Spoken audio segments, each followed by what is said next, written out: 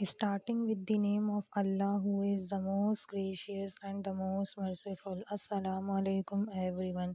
आज की इस वीडियो लेक्चर में हम हिस्टामीन पे बात करेंगे और एंटी हिस्टामिनिक ड्रग्स पे बात करेंगे। बेसिकली हिस्टामीन जो है वो ऑटोकॉइड है। ऑटोकॉइड ग्रीक वर्ड है जिसमें ऑटोज मीन्स सेल्फ है और एकॉस मीन्स मेडिसिनल एजेंट या फिर रेमेडी। हिस्टामीन को हम लोकल हार्मोन कहते हैं और ये मैनी टिश्यूज़ प्रोड्यूस करते हैं। इसको हम डिफरेंशिएट कर सकते हैं जो सर्कुलेटिंग हार्मोन्स हैं उससे, क्योंकि जो सर्कुलेटिंग हार्मोन्स होते हैं वो स्पेसिफिक एंडोक्राइन ग्लैंड्स प्रोड्यूस करते हैं, जबकि हिस्टामीन जो है वो हमारे पास डिफरेंट टिश्यूज़ से प्रोड्यूस हो रही होती हैं।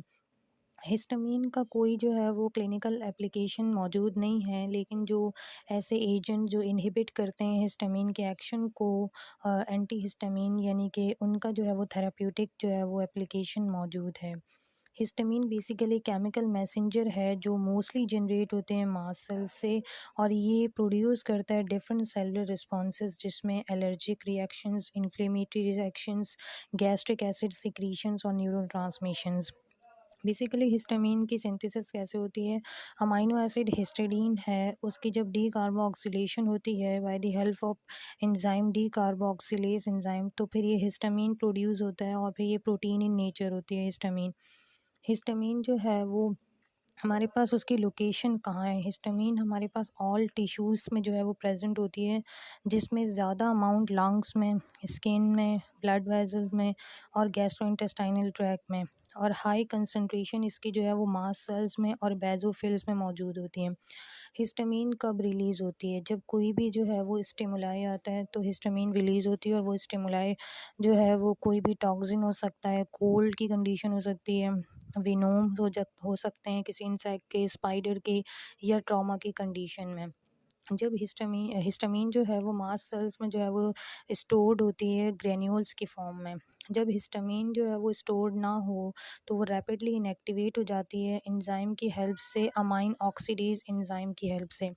हिस्टामीन के जो सेल्स हैं जो हिस्टामीन रिलीज़ करते हैं वो कहाँ कहाँ प्रेजेंट होते हैं? वो स्किन में, जीआई ट्रैक्ट में, ब्लड वेजल्स में और ब्रोंकियल स्मूथ मसल्स पे। हिस्टामीन के रिसेप्टर्स जो हैं वो H1, H2, H3 और H4 हैं, जिसमें H1 और H2 कॉमन है, H3 और H4 रेयर हैं। H1 रिसेप्टर स्किन पे प्रेजेंट होता है, ब्रोंकियल स्मूथ मसल्स पे, नर्व एंडिंग्स पे, एंडोथेलियल सेल्स पे और ग्लैंडुलर टिश्यूज़ पे। H2 रिसेप्टर जो है वो स्टमक पे, स्किन पे और कार्डियोवैस्कुलर टिश्यूज़ पे। H3 रिसेप्टर जो है वो एंडोथेलियल स्मूथ मसल्स पे प्रेजेंट होते हैं। इन रिसेप्टर्स का फंक्शन देखते हैं। H1 रिसेप्टर का फंक्शन एंडोक्राइन सिक्रीशन में, जब हिस्टामीन जो है वो H1 रिसेप्टर के साथ जाके बाइंड करती है तो नेज़ल सिक्रीशन करवाती है, और जो म्यूकस की प्रोडक्शन है वो भी करवाती है, जिसके रिजल्ट में रेस्पिरेटरी सिम्टम्स आते हैं। जब हिस्टामीन जो है वो ब्रोंकियल स्मूथ मसल्स के साथ बाइंड करती है तो कॉन्स्ट्रिक्शन कराती है ब्रोंकाई की, और फिर एस्थमा के सिम्टम्स प्रोड्यूस होते हैं और लंग कैपेसिटी डिक्रीज़ होती है। जब हिस्टामीन H1 रिसेप्टर के साथ बाइंड करती है इंटेस्टाइनल स्मूथ मसल्स में तो डायरिया कॉज करवाती है और इंटेस्टाइनल क्रैम्प्स। जब हिस्टामीन जो है वो H1 रिसेप्टर के साथ बाइंड करती है नर्व एंडिंग्स पे तो इचिंग कॉज करवाती है।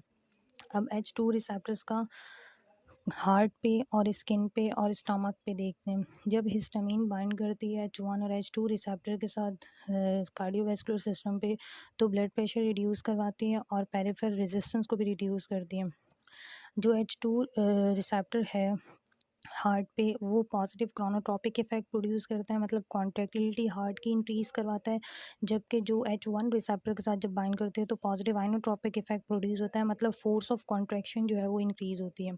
जब हिस्टामीन बाइंड करते हैं H1 और H2 रिसेप्टर के साथ स्किन में तो डायलेशन कॉज करवाती है, जिसकी वजह से जो परमिएबिलिटी है कैपिलरीज़ की वो इंक्रीज़ होती है, और प्रोटीन और फ्लूइड जो है वो लीक होता है टिश्यूज़ के अंदर, और फिर स्किन में जो है वो ट्रिपल रिस्पॉन्सेज प्रोड्यूस होते हैं, जिसमें व्हील की कंडीशन आती है, मतलब व्हील फॉर्म होते हैं जिसमें इचिंग बहुत ज़्यादा होती है, रेडनेस होती है, स्पॉट्स बनते हैं, और फ्लेयर भी कंडीशन होती है जिसमें लार्ज साइज़ के स्पॉट्स बनते हैं और वो स्वेल भी हुए होते हैं। ये लोकल वेजोडाइलेशन की वजह से होती है।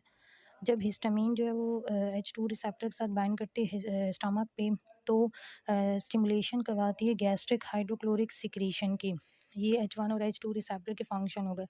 अब हम ड्रग्स की तरफ आते हैं जो एंटी हिस्टामिनिक ड्रग्स हैं उसमें दो टाइप्स हैं, एंटी हिस्टामिन H1 ब्लॉकर और anti histamine H2 blocker. H1 की पहले बात करते हैं, उसमें दो जनरेशन है, एक फर्स्ट जनरेशन ड्रग और एक सेकंड जनरेशन ड्रग, ठीक है। H1 एंटी हिस्टामिनिक ड्रग में जो फर्स्ट जनरेशन की ड्रग है ना, उसमें इफेक्टिव साइड इफ़ेक्ट प्रोड्यूस होता है जैसे सिडेशन। इस साइड इफ़ेक्ट की वजह से इसको इतना यूज़ नहीं किया जाता। इसमें ड्रग्स कौन कौन सी इंक्लूड्स हैं, क्लोरफेनरमीन, फेनरमीन, साइक्लिजीन, डाइफेनहाइड्रामीन, हाइड्रोक्सीन, क्लेमसिटीन, डॉक्सिलामीन और मैक्लिजीन। मैक्लिजीन को as anti emetic drug use किया जाता है, जबकि जो फेनरमीन है उसे हम सिडेशन के लिए भी यूज़ करते हैं। जो सेकंड जनरेशन की ड्रग्स हैं उसमें सिट्रिजीन, फेक्सोफेनिडीन, लोराटिडीन, लेवोसिट्रिजीन, डेसलोराटिडीन। इसमें जो फेक्सोफेनिडीन और लोराटिडीन है वो नॉन सिडेटिव ड्रग्स हैं। अब H2 ब्लॉकर जो है वो एंटी हिस्टामिन के, वो H2 रिसेप्टर को जो है वो ब्लॉक कर देते हैं, जिसकी वजह से जो हिस्टामिन का एक्शन है H2 रिसेप्टर की तरफ वो ब्लॉक हो जाता है। इसको हम गैस्ट्रिक एसिड सिक्रीशन जो है वो इनहिबिट हो जाती है, जिसकी वजह से स्टमक में और हार्ट बर्न के लिए भी यूज़ करते हैं। इसमें जो ड्रग्स हैं वो सिमिटिडीन, रेनिटिडीन, फेमोटिडीन और निज़ाटिडीन है। इन ड्रग्स को हम अल्सरेशन के लिए भी यूज़ करते हैं और हार्ट बर्न के लिए भी। आज के लिए इतना ही, उम्मीद है आज का लेक्चर आपको समझ में आ गया होगा। अगले लेक्चर में फिर बात होती है। अल्लाह हाफ़िज़।